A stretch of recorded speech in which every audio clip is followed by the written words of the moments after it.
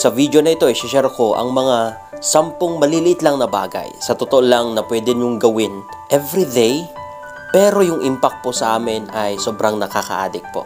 Hahanap-hanapin namin ito mula sa inyong mga kababaihan. So kung gusto mong malaman ito, kaibigan, huwag na natin patagalin, simulan na natin.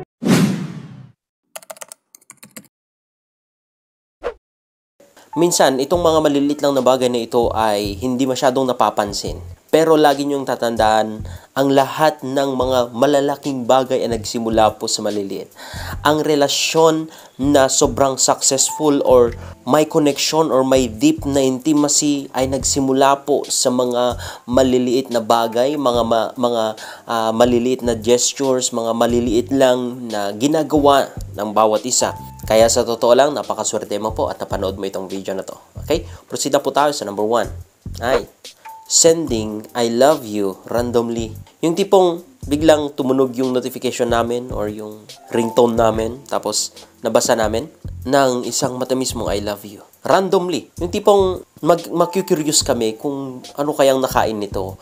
Or feeling namin parang nagsisend ka ng signal na you want intimacy or you want affection or you want something from us. And actually yun yung nagtitrigger sa amin na mas mag-imagine pa ng mga masasarap na bagay about sa'yo or nakasama ka. You know what I mean? Maaring pag-uwian mula sa trabaho, may dala-dala yan na regalo sa'yo.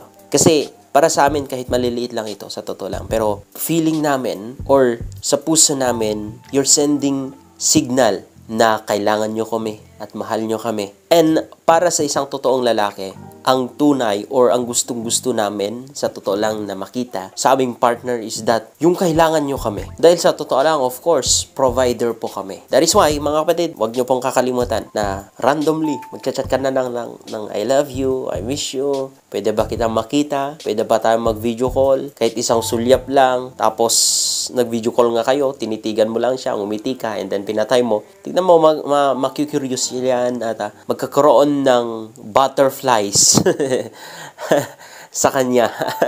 And, you know, that is some good thing sa inyong relationship. Okay? Proceed na po tayo sa number 2. Hi. Random hugs. Yung tipong nagluluto or kahit saan, naglalakad ka nun, or may ginagawa, ganun, tapos bigla mo na lang siyang ihahag ng mahigpit, tapos titigan sa kanyang mata. You know, napakalaki po yung ibig sabihin po sa amin kasi without saying any word from you, parang nagpapadala kayo ng signal sa amin na sinasabi nyo na andyan lang kayo, na mahal nyo kami. So, ladies, huwag pong matakot or huwag nyo pong kakalimutan that randomly ihahag nyo po yung partner nyo. That is a good thing sa relationship. Okay? Proceed na po tayo sa number 3. Hi. Mag-iwan ng mga cute na notes sa kanyang bag, sa kanyang wallet, or if ever na ikaw yung maunang aalis sa bahay para papasok sa trabaho, mag-iwan ka ng mga notes sa table, sa refrigerator, or anything na mga cute ba na nagre-remind sa kanya na mahal mo siya or good morning, kain ka, ito na-prepare ko para sa'yo. You know, anything na kapag nakita niya is that matutuwa siya. And ang impact sa amin is that alam namin or feeling namin or kasiguraduhan, confirmation na iniisip nyo kami. And that is some cute na mag-trigger po sa amin para mas galingan namin sa buhay, para mas mag-effort, para mas mag-provide, para mas, you know what I mean? That is why, maliliit lang ito mga kaibigan, pero trust me, napakalaki po yung impact sa aming mga lalaki. Okay? Proceed po tayo sa number 4. Ay, bringing their favorite snacks. Kapag ginagawa mo ito, para sa amin, it just shows na you're paying attention sa aming mga likes at dislikes. Na mahalaga pala sa'yo kung ano yung gusto din namin, kung ano yung favorite namin. And, you know, of course, kapag favorite namin yung binibigay nyo, of course, magiging masaya kami.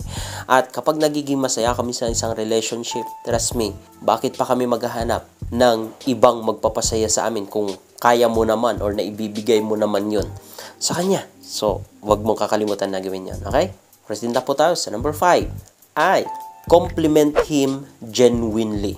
Mga kapatid, ito po yung isa na parang fuel po sa amin or para mas lalo naming galingan or mas lalo kami mag-isip ng mga bagay para mapasaya din kayo. kapag kino-compliment nyo po kami sa bagong hairstyle, sa bagong gupit, sa itsura, sa damit, or anything na nakikita nyo that is genuinely naman, at least totoo naman. Huwag kayong magsinungaling, ano po. Totoo na nakikita nyo talaga and na-appreciate nyo even yung mga efforts namin, even yung ginagawa namin. Huwag nyong kakalimutan ni compliment na sabihin, ang ganda niyan, the best ka talaga hal, the best ka talaga baby, or anything na nakikita nyo na deserve naman niyang makompliment. Just do it and you will see. Mas lalong na-addict yung lalaki na yan sa'yo. Okay? Number 6 ay back rubbing. You know, this is some kind of relaxing. At the same time, nagkakaroon ng physical touch dito. And we know, kaming mga lalaki, that more, hindi man lahat, but more kami ng physical touch. Ito yung bagay na gustong-gusto namin most of the time. That is why, mapansin nyo, mostly ang mga lalaki craving yan ng sex kasi may mga physical contact dyan, may mga physical na involvement dyan. And trust me, in that way, mas lalo yung naa-addict sa'yo. And of course, hindi lang naman sa back rubbing, maybe massage, hanggang sa ibang masahe na or iba na yung patutunguhan. Depende po sa inyo, especially sa mga gasawa. No problem about it. Just enjoy that thing and kayo din lang magbe-benefits. Okay? Number 7 ay huwag na huwag mong kakalimutan na mag-aya din. Trust me, nakaka-addict ko po ito. Hindi ko po sinasabing all the time at most of the time, but karamihan kasi ang mostly, especially sa mga mag-asawa na madaling magsawa sa kanilang asawang lalaki, sa kanilang partner. And especially kapag hindi rin kayo pinapasaya masyado ng iyong asawang lalaki. So, ang tendency dito, nawawalan kayo ng gana or hindi kayo nag-isip ng mga initiative para mapasaya siya. Ito pang nakakulungkot. Minsan, kapag sahuran lang or kapag merong binibigay na pera ang isang lalaki sa'yo, tsaka nyo lang siya niyayayo or nagpapakita ng mga hint na gusto nyo ng bakbakan, ganon. Gusto nyo ng intimacy, ganon. Pero kung walang nabibigay ng lalaki, parang tinatamad kayo. Mga kaibigan, matuto po tayo or matuto po kayo na kahit hindi po sahuran, ay itry nyo po siya na yayain. Itry nyo na kayo ang gagawa ng initiative para maipakita sa kanya or para simulan ang intimacy. Ikaw din yung kumalabit ganon. Maniwala ka sa hindi, mas lalong ma-addict yung lalaki na yan sa'yo. Minsan kasi, mga babae tinatamad or nandun na yung pride or andun na yung mentality na wala lang sa mood. That is why hindi nagagawa yun. Pero kung mapansin mo, kapag palaging ganun na lang yung mentality mo, mindset mo, mawawala din ang gana yung lalaki na yan. That is why, trust me, just do this. I-try mo din, ikaw ang mag-first move when it comes to intimacy. And you will see. Number 8, do some trends. Especially sa social media. Hindi ko naman sinasabi na ma-addict kayo na yun na lang ginagawa nyo. Like, sumunod sa uso or sumunod sa trend, especially yung mga may mga sayaw or may mga trending na involve yung couples, itry nyo kasi malaki din po ito na impact sa relationship because nagkakaroon kayo ng connection, nagkakaroon kayo ng involvement sa bawat isa, and mas na-enjoy nyo of course yung relationship nyo, yung buhay mag-asawa or buhay mag-partner. Kapag try nyo, kapag hindi sanay yung partner mo, then gumawa ka ng way. I-try mo na involve siya. Tignan mo sa mga bagay na yun, maaaring doon kayo nagiging masaya, tumatawa, ganon. Naglilibang din ng oras, ganon. Napakalaki pong impact or minsan yun yung palagi naming naalala sa inyo, kahit sa trabaho. Of course, ma-addict yung lalaki na yan sa'yo. Okay, number 9. At ito po ang napakahalaga na isa. Learn to listen to him.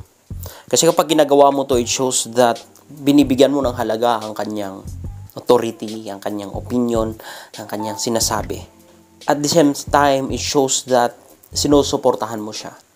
Ito ang problema kasi sa karamihan na sa mga relasyon na yun, that we thought na dapat pantay lang sa relationship. Sa perspective ng humanity, of course, pantay-pantay tayo na tao. Pero sa perspective ng authority, mas may authority po yung lalaki. Sila po yung leader, sila po yung dapat nasusunod sa loob ng family. Masakit at medyo masarap mag-resist lalong-lalo na sa kababaihan dyan. Pero ito po ang katotohanan. And ang dapat na role ninyo is to submit sa kung anong patakaran ng asawa mo. As long as hindi ka naman sa kinakawawa, niloloko, please, matuto kang mag-submit. Matuto kang makinig sa kanya. In that way, mas nagkakaroon siya ng self-esteem, self-confidence na may tiwala sa kanyang leadership. Kasi minsan, kapag palagi kayong nagre-resist sa kanya, ang nangyayari po kasi dito mga kaibigan, is that natutrauma siya or natatakot na siyang i-lead ka. Or minsan umaayaw na siya. That is why it is very important po na matuto tayong makinig sa kanya. Okay? Last but not the least, number 10, at napakahalaga ito, huwag na huwag niyo pong kakalimutan. Learn to say thank you. Matuto ka pong magpasalamat sa kanya. Kahit sa mga maliliit na bagay na kanyang ginagawa. In that way po, we feel like worth it po kung ano man yung effort or ginawa namin or sakripisyo namin para sa inyo mga kaibigan. And ang pagsasabi ng salamat sa kanya, ito po'y isang reward po para sa amin. And of course, kung gusto niyo ng bonus, hindi lang thank you, bigyan niyo din siya ng reward like sex, like intimacy, or like ipagluluto niya siya ng masarap na pagkain. Kasi in that way, kapag nare-rewardan nyo kami, mas lalo namin ginagalingan sa totoo lang. Mas lalo kaming natutuwa, nagiging masaya, at may lakas ng loob para mas mag-effort pa, para mas gawin pa ang dapat gawin, or para magbago para po sa inyo. Nakaka-addict po yung kaibigan. So, I hope po na meron kang natutunan sa maliit lang na share ko na ito, and I hope po na i-apply nyo sa relationship nyo, and kayo din lang po ang magpe-benefits. Hindi ko po sinasabi na tama po lahat ng ina-advise ko, but at least try and you will see kung anong maging resulta. That's it. Maraming salamat and God bless.